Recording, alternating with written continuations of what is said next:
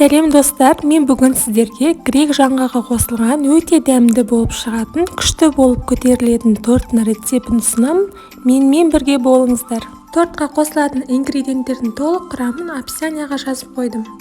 Алдымен 5 жұмыртқаның үстіне қантты салып, миксермен масса 2 есеге ұлғайып, аппақ болып көпіргенше миксерлейміз.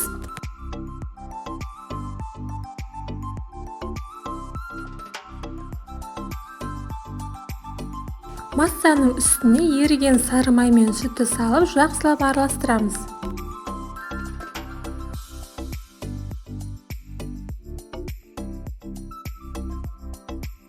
Ұнды 3 бөлікке бөліп және қопсытқышты салып, лопатаның көмегімен ұн көрінбегенше жақсылап төменнен жоғары қарай араластырамыз. Құрметті көрермен, қазақ тілді каналдың дамуына үлес қосып, лайк басып, каналыма тіркеліп кетіңіз.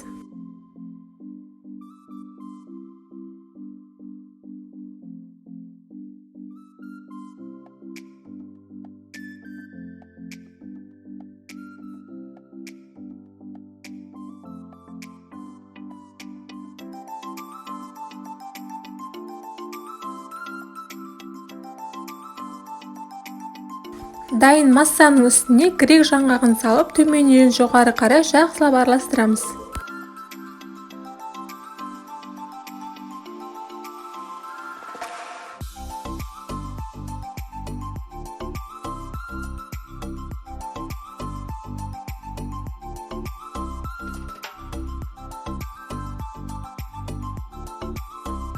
Менің формамның диаметрі 24 см.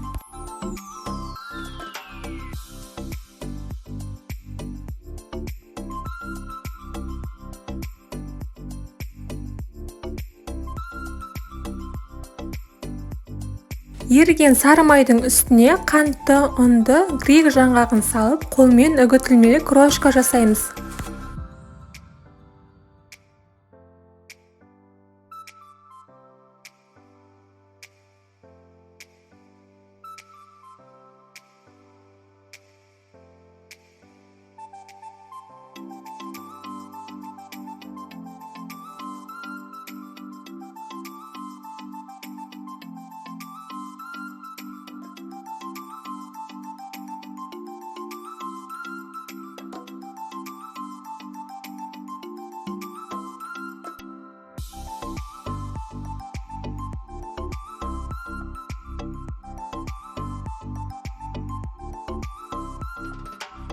Дайын болған крошканы пирогтың үстіне сеуіп, пирогты алдын ала 160 немесе 170 градуста қызып тұрған пеште 40-50 минут пісіреміз.